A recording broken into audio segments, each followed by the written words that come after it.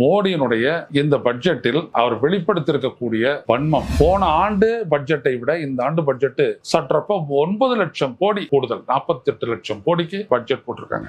நிதியமைச்சர் நிர்மலா சீதாராமன் அவர்கள் 7வது முறையாக 24-25 ஆண்டிற்கான பட்ஜெட்டை தாக்கல் செய்திருக்கிறார். இந்த பட்ஜெட்டில் பார்த்தீர்கள் என்றால் கிட்டத்தட்ட 51,000 கோடி இந்த 2 மாநிலங்களுக்கு கொடுக்கப்பட்டிருக்கிறது. ஆக இந்த பட்ஜெட் அப்படின்ற இந்த எக்ஸசைஸே பாத்தீங்கன்னா எப்போதும் போல கார்பரேட்டுகளுக்கான பட்ஜெட் தான்.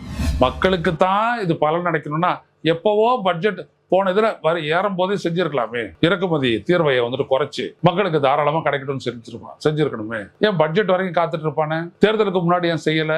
நோக்கம் மக்களை காப்பதற்கல்ல, வணிகத்தை காப்பதுதான். நாம டிஃபென்ஸுக்காக செலவு பண்ண தொகையை விட அதிகமான தொகை வட்டிக்கு நம்ம கட்டுறோம். இதான் அந்த நாடு. இப்படியான ஒரு பட்ஜெட்டை போட்டுட்டு 4,90,000 கோடி டெபிசிட் ஃபைனான்சிங் பட்ஜெட்டை போட்டுட்டு இந்த பட்ஜெட் இந்த நாட்டை 3வது பெரிய பொருளாதாரமாக உயர்த்த போகிறதுன்னு சொல்லி நிர்மலா சீதாராமன் பேசுறாங்க. அப்படின்னா இப்படிதான் கேட்க வேண்டியது. கேப்பையில நெய் வடியுதுன்னா கேட்கிறவன் புத்தி எங்க போச்சுன்னு கிராமத்துல ஒரு படமொழி. அப்படிதான் அது. மோடி அரசுடைய பட்ஜெட்ல எந்த மாற்றமும் இல்ல. பீகார், ஆந்திரா, ஒரிசா அதற்கான ஒரு ஸ்பெஷல் அதை மட்டும் தான் கூடுதலாக கவனிச்சிருக்காங்க. மற்றபடி எப்போதும் போல அதே கார்பரேட்டுடைய இன்ட்ரெஸ்டோட அவர்களுடைய நலனுக்காக போடப்பட்ட ஒரு budget. Kareem's Biryani Paradise at Liberty and Catering Services, கோடம்பாக்கத்தின் அறுசுவை அடையாளம்.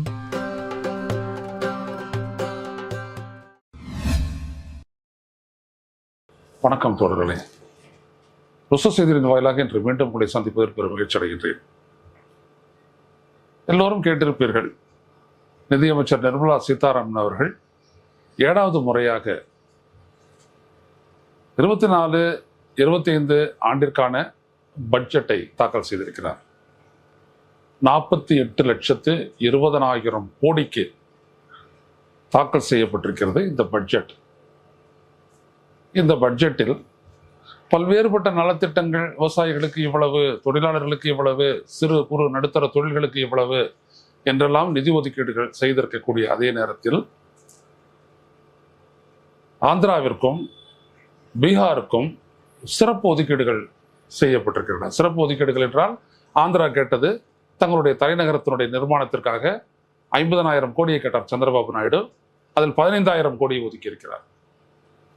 ஆனால் அதை விட அதிகமாக பீகாருடைய மேம்பாட்டிற்காக 26,000 கோடி ஒதுக்கி இருக்கிறார். அது மட்டுமல்ல, பீகாரில் ஏற்பட்டுள்ள வெள்ளப்பெருக்கினால் பாதிக்கப்பட்ட மக்களுக்கு அந்த மீண்டும் மறுசிறப்பை செய்வதற்கு 11,500 கோடி ஒதுக்கீடு செய்திருக்கிறார். ஆனால் தமிழ்நாட்டிற்கென்று ஒரு திட்டத்தை கூட, அந்த பெயரே தமிழ்நாடு என்கிற பெயரே பட்ஜெட் உரையில் இல்லை. அப்படி பல மாநிலங்கள், கேரளாவினுடைய பெயரும் இல்லை, கர்நாடகத்தினுடைய பெயரும் இல்லை, மராட்டியத்தினுடைய பெயரும் இல்லை, மேற்கு வங்கத்தின் பெயர் மட்டும் ஒரே ஒரு இடத்தில் வருகிறது, பஞ்சாபினுடைய பெயர் உச்சரிக்கப்படவில்லை. ஆனால் ஆந்திரா, பீகார் இது மட்டும் அவருடைய இதுல முக்கியமா இருக்குது. ஒண்ணு, ஒரு கூட்டணி கட்சியை தங்களோட வச்சுக்கணும். இன்னொரு இடம், பீகார்ல தேர்தலும் வரப்போது, அவங்க கூட்டணியிலும் இருக்கிறாங்க, அந்த மாநிலத்தை கபலீகரம் செய்யணும். எனவே அந்த 2 நோக்கத்திற்காக மட்டும் இந்த பட்ஜெட்டில் பார்த்தீர்கள் என்றால் கிட்டத்தட்ட 51,000 கோடி இந்த 2 மாநிலங்களுக்கு கொடுக்கப்பட்டிருக்கிறது. அதிகபட்சமாக பீகாருக்கு கொடுக்கப்பட்டிருக்கிறது. ஆக எங்களுக்கு ஓட்டு போட்டியா உங்களுக்கு எல்லாம் கிடைக்கும், ஓட்டு போடலையா எங்களுடைய ஒரு எம்பி கூட தேர்ந்தெடுக்கிறியா உங்களுக்கு ஒன்றும் கிடையாது. நீ மெட்ரோ ரயிலுக்கு கேளு, இல்லை ஃப்ளட்டுக்கு கேளு, எதுக்கு வேண்டும்னாலும் கேளுங்க. ஆனால் பரந்தூர் விமான நிலையத்துக்கு வந்துடும், அது வேற வழி, அது வந்துடும். ஏன்னா அது அவங்களுடைய திட்டம். ஏன்னா அவங்களுடைய அந்த அதானி அவர் தான் அதை எடுத்துக்க போறாரு. எனவே அதுக்கெல்லாம் நிதி வந்துடும். அதை பற்றியெல்லாம் ஒன்றும் பிரச்சனை இருக்காது. ஆனால் தமிழ்நாட்டினுடைய மேம்பாட்டிற்கு, ஒட்டுமொத்தமான மேம்பாட்டிற்கு, அது மெட்ரோ ரயில் திட்டமாக இருந்தாலும் சரி, வேற எந்த திட்டமாக இருந்தாலும் சரி, அதுக்கெல்லாம் பைசா ஒதுக்கீடு கிடையாது. இதுதான் மோடியினுடைய இந்த பட்ஜெட்டில் அவர் வெளிப்படுத்தியிருக்கக்கூடிய வன்மம். தமிழ்நாட்டிற்கு எதிரான, கேரளாவிற்கு எதிரான, கர்நாடகத்திற்கு எதிரான வன்மம்.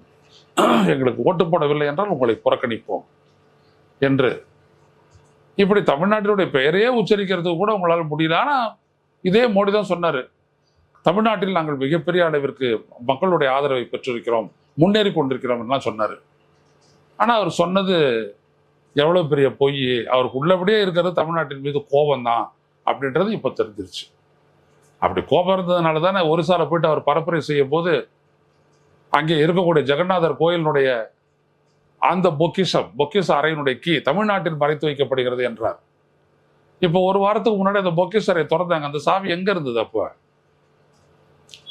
நம்ம தான் ஃபேஸ்புக்லேயும் மற்றதுலேயும் அதை பற்றி கேள்வி எழுப்பியிருந்தோம். ஆனால் இந்த நாட்டில் இருக்கக்கூடிய எதிர்க்கட்சிகள் திமுக உட்பட யாரும் அந்த கேள்வி எழுப்பல. என்னையா பொக்கிஷத்தினுடைய சாவி இங்கே தமிழ்நாட்டில் இருக்குன்னு, இப்போ அந்த பொக்கிஷ அறை எவ்வாறு திறக்கப்பட்டது? உங்களுடைய ஆட்சி தானே, அதுக்கு சொல்லுங்கன்ட்டு யாரும் கேட்கவே இல்லை, விட்டுட்டாங்க. அது அவ்வளோதான். தேர்தல் காலத்து பேச்சு தேர்தலோடு போச்சு அப்படி சொல்லிட்டு அவங்க அதை பிடிச்சிக்கிட்டாங்க. அதே மாதிரி அமித்ஷா சொன்னார், அது எப்படி ஒரு தமிழை போட்டு ஒரிசா வாழலான்ட்டு. ஒரிசாவுக்காகவும் கொடுத்துருக்குறாங்க. ஏன்னா அது இப்போ அவங்களுடைய மாநிலம் ஆகிப்போச்சு இல்லையா, அதுக்காக ஒரிசாவுக்காக கொட்டி கொடுத்துருக்குறாங்க. ஆக எப்படிப்பட்ட ஒரு அரசு! உடனே உத்தரப்பிரதேசம் அவங்களுக்கு தான் ஒன்றும் கொடுக்கல. Internal politics. ஏன் உத்தரப்பிரதேசத்துக்கு வந்துட்டு கொடுக்கல? அவங்க வந்துட்டு யோகி ஆதித்யநாத்தை ஒழிச்சு கட்ட விரும்புறாங்க. இல்லாட்டி உத்தரப்பிரதேசம்ன்ற பேர் பல நேரங்களில் வந்திருக்கும் பீகாருக்கு நேயா. ஆனா வராதுக்கு காரணம் என்ன அப்படின்னா, மோடியும் அமித்ஷாவை நினைக்கிறாங்கன்னா யோகி ஆதித்யநாத்னாலதான் நம்ம தோத்தோம், உத்தரப்பிரதேசத்துல அவ்வளவு பெரிய தோல்வியை நம்ம சந்திக்க காரணம் யோகி தான். ஸோ அப்போ யோகியை ஒழிச்சு கட்டுன்னு அவங்க இருக்கிறாங்க. ஆர்எஸ்எஸ் என்ன பண்ணுது, உங்களால தான் பிஜேபியை தோத்துச்சு, எனவே யோகியை வச்சு உங்களை ஒழிச்சு கட்டுவோம் அப்படின்னு சொல்லிட்டு அவங்க எதிர் வேலை செய்யறாங்க. இந்த பனிப்போர் அது தனியா அப்படியே சைலண்டா ரொம்ப நடக்கும். அதான் மேல நடந்துச்சுன்னா அப்படிதான் நடக்கும். பனிப்போர் குத்திக்கிட்டு வெட்டிக்கிட்டு செத்தாரு கூட வெளியில தெரியாது, அந்த மாதிரி அவங்க சண்டை போட்டுக்குவாங்க. ஸோ அந்த மாதிரியான ஒரு சண்டை ஒரு பக்கம் நடக்குது. அது இந்த பட்ஜெட்லையும் எதிரொலிக்குது. உத்தரப்பிரதேசத்துக்காக எதுவும் இல்லை, முடிஞ்சு போச்சு. மற்ற மாநிலங்கள்லாம் இருக்கு இல்லைங்களா, உத்தரகண்ட் அங்கெல்லாம் அந்த மாதிரி பிஜேபி ஆளக்கூடிய மாநிலங்கள் எல்லாம் ஏற்பட்ட வெள்ளப்பெருக்குக்காக பிறகு நிதி ஒதுக்கீடு செய்யப்படும் அப்படின்னு நிர்மலா சீதாராமன் சொல்றாங்க. ஆனா அந்த இடத்துலையும் கூட தமிழ்நாட்டினுடைய பேரை உச்சரிக்கல. தமிழ்நாட்டில் ஏற்பட்டது பேரிடரே இல்லைன்னு தானே சொல்லிட்டு போனாங்க. சரி, இப்படி தமிழ்நாட்டினுடைய பெயரையே புறக்கணிக்கக்கூடிய இவர்கள் அறிவித்திருக்கக்கூடிய பல்வேறுபட்ட திட்டங்கள், விவசாயிகளுக்கு, அப்புறம் ஊரக மேம்பாட்டிற்கு என்று பல்வேறுபட்ட திட்டங்களுக்காக இவர்கள் ஒதுக்கீடு செஞ்சாங்க. அது மட்டும் தமிழ்நாட்டுக்கு வந்துட்டு பலன் அளிக்கும், இல்லாட்டி தமிழ்நாட்டில் அவங்க செலவு பண்ணுவாங்க அப்படின்றதுக்கு என்ன அத்தாட்சி? மற்ற மாநிலங்களுக்கு என்ன செய்வாங்க அப்படின்றதுக்கு எந்த அத்தாட்சியும் இல்லை. அதான் மோடி ஆட்சி. மோடியினுடையது என்னது? மோடி கேரண்டின்றது என்ன அவர் சொல்றாரு அதை அவர் செய்ய மாட்டாரு. அதான் அவருடைய கேரண்டி. அதுதான் இப்போ நடக்க போகுது. ஆக இந்த பட்ஜெட்டு போடுறது, கடந்த பட்ஜெட் எல்லாம் விட என்ன பெரிய மாற்றம் அப்படின்னா ஒன்றும் கிடையாது. அதே தான். என்ன, முன்னாடி கூட்டணி கட்சிகளினுடைய ஆதரவோடு அவங்க ஆட்சியில் இல்லை, தனி மெஜாரிட்டியோடு இருந்தாங்க. அதனால எந்த மாநிலத்தையும் அவங்க இந்த அளவுக்கு பெருசா நிதி ஒதுக்கீடு செய்து கவனிக்கல. இப்ப பீகாரையும் ஆந்திராவையும் அரவணைச்சு போக வேண்டிய கட்டாயம் இருக்குது. எனவே அவங்களுக்கு ஒதுக்கீடு செஞ்சாங்க. இவ்வளவுதான் மாற்றம். இது தவிர மற்ற எல்லா பெயருக்கான திட்டங்கள் தான். இந்த திட்டங்கள்னால ஒண்ணுமே இருக்காது அப்படின்றதுக்கு ஒரே அத்தாட்சியை நீங்க மத்தியானம் வரைக்கும் பாருங்க, ஒரு 3 மணி வரைக்கும் பாத்தீங்கன்னா அப்படியே பட்ஜெட் விவாதிச்சாங்க. அதுக்கப்புறம் பாருங்க எல்லாம் சைலண்ட் ஆயிட்டாங்க.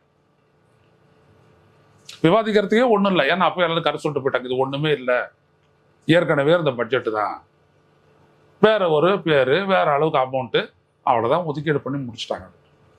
ஆனா இதுல நம்ம கவனிக்க வேண்டிய விடயம் நல்லா இருக்கு. போன ஆண்டு பட்ஜெட்டை விட இந்த ஆண்டு பட்ஜெட்டு சற்றப்ப 9 லட்சம் கோடி கூடுதல், 48 லட்சம் கோடிக்கு பட்ஜெட் போட்டிருக்காங்க. ஆனா இந்த பட்ஜெட்ல அவங்க பாத்தீங்க அப்படின்னம்னா இன்ட்ரெஸ்ட் பேமெண்ட் மட்டும் மொத்தம் 42 லட்சம் கோடியில இன்ட்ரெஸ்ட் பேமெண்ட் மட்டும் 11,62,940 கோடி.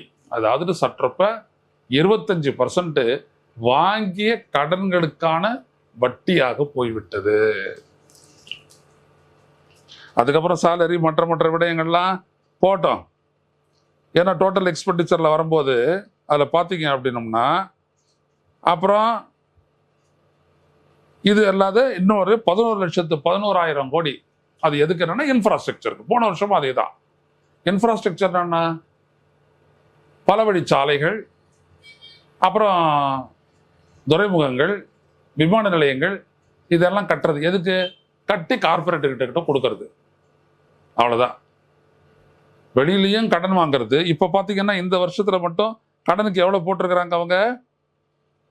வெளியில கடன் வாங்க போறது, borrowing and other liabilities 16,13,312 கோடி வெளியில கடன் வாங்க போறாங்க.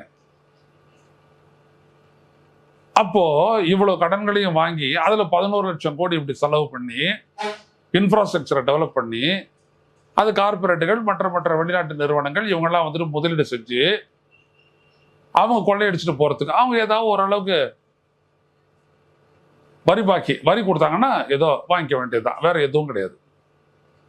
அது மெமரண்டம் ஆஃப் அண்டர்ஸ்டாண்டிங்ல என்ன போட்டிருக்கிறாங்கன்றது நமக்கு தெரியாது. ஆக இந்த பட்ஜெட் அப்படின்ற இந்த எக்ஸசைஸே பார்த்தீங்கன்னா எப்போதும் போல கார்பரேட்டுகளுக்கான பட்ஜெட் தான். இல்லை சார், தங்கத்துக்கெல்லாம் கொடுத்துருக்குறாங்களே, அந்த இறக்குமதி வரியை குறைச்சிருக்கிறாங்களே, 15 ஆறாக்கி இருக்கிறாங்களே இது டியூட்டியை, வர்த்தகம் குறையுது, அதை தூக்கி நிறுத்தணும்.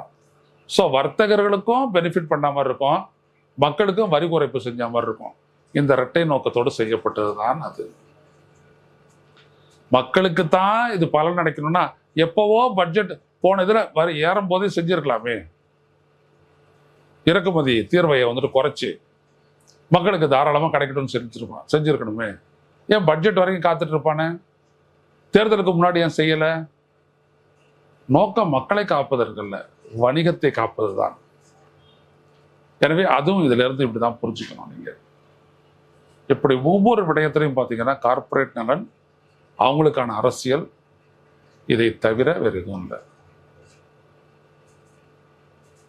ஸோ இத நடுத்தர வர்க்கம், அந்த சமூகம், மிடில் இன்கம் குரூப் அது மட்டும் கத்திக்கிட்டு இருக்கோம் அப்படின்றதுக்காக ஒரு சின்ன மாற்றம், தனிநபர் வருமான வரியில வந்துட்டு ஒரு சின்ன மாற்றம் கொடுத்து அந்த ஸ்லாப் எல்லாம் கொஞ்சம் மாற்றி இன்க்ரீஸ் பண்ணி ஃபிக்ஸ் பண்ணியிருக்கிறாங்க. இதை தவிர வேறு எதுவும் இல்லை. மற்றபடி இதில் பார்க்கறது எல்லாமே வெறும் அரசியல் தான், அரசியல் தான், அரசியல் தான், வேற எதுவும் இல்லை. நாம டிஃபென்ஸுக்காக செலவு பண்ண தொகையை விட அதிகமான தொகை வட்டிக்கு நம்ம கட்டுறோம். இதான் அந்த நாடு.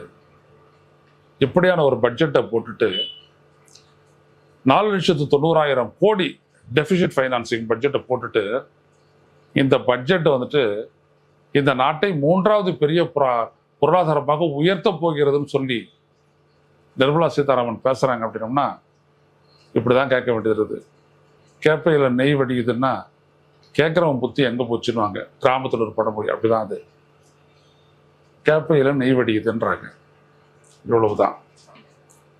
இதை தாண்டி இது ஒரு பட்ஜெட் போய் பொதுவாக ஸ்டாட்டிஸ்டிக்கல் லை தான் எங்களுக்கு ரொம்ப பெருசா இருக்கும். இப்போ இந்த பட்ஜெட்ல வந்துட்டு பட்ஜெட் போய் அதுதான் எல்லாம் இது பண்ணியிருக்கு. தோழர்களே, இதில் கவனிக்க வேண்டியது என்னன்னா, இந்த பட்ஜெட் உரையை நாம் ஆழ்ந்து படிக்கணும். அவங்க இன்னைக்கு ஒரு 1.5 மணி நேரம் படிச்சாங்க. நீங்க பட்ஜெட் அட் எ கிளான்ஸ் அப்படின்னு நீங்க போட்டீங்க அப்படின்னா இந்திய ஒன்றிய அரசனுடைய அந்த நிதி அமைச்சர் அந்த வரும் அந்த டாக்குமெண்ட்டை மட்டும் டவுன்லோட் பண்ணி அதை விரிவாக படிச்சு ஒன்றுத்தையும் பாருங்க. ஒரு ஹெட்லையும் எப்படி ரெவன்யூ வருது, எப்படி அது செலவு செய்யப்படுகிறது, எதற்காக செலவு செய்யப்படுகிறது அப்படின்றதெல்லாம் நீங்க அப்படியே பார்த்துக்கிட்டே வாங்க. பல விஷயங்களை நீங்க புரிஞ்சுக்கலாம். அதெல்லாம் யாருக்கான எக்ஸ்பெண்டிச்சர், யாருக்காக திட்டம் போட்டிருக்காங்க, யாருக்காக செலவு செய்ய போறாங்க அப்படின்ற ஒரு இடத்தையும் நீங்க பார்க்கணும். நேற்று கூட வந்துட்டு அந்த எக்கனாமிக் சர்வே வந்துட்டு வெளியிட்டாங்க. அந்த எக்கனாமிக் சர்வேனால இன்னைக்கு ஏதாவது ஒரு பட்ஜெட்ல பிரதிபலிச்சுதா, அதுக்கு ஏதாவது பதில் இருந்ததா? ஒன்றும் கிடையாது. அது வேற, அது ஏதோ ஒரு டாக்குமெண்ட், இது வேற அப்படின்ற மாதிரி. இன்னும் அந்த பட்ஜெட் மீது விவாதங்கள்லாம் நடக்க போகுது. அந்த விவாதங்களை எல்லாம் பத்தி நம்ம பார்ப்போம், அலசுவோம். ஒட்டுமொத்தமாக நாம் இதை புரிஞ்சு கொள்ள வேண்டியது என்னன்னா, மோடி அரசுடைய பட்ஜெட்ல எந்த மாற்றமும் இல்லை. பீகார், ஆந்திரா, ஒரிசா அதற்கான ஒரு ஸ்பெஷல், அதை மட்டும்தான் கூடுதலாக கவனிச்சிருக்காங்க. மற்றபடி எப்போதும் போல அதே கார்பரேட்டுடைய இன்ட்ரெஸ்டோட அவர்களுடைய நலனுக்காக போடப்பட்ட ஒரு பட்ஜெட். அவ்வளவுதான் இது.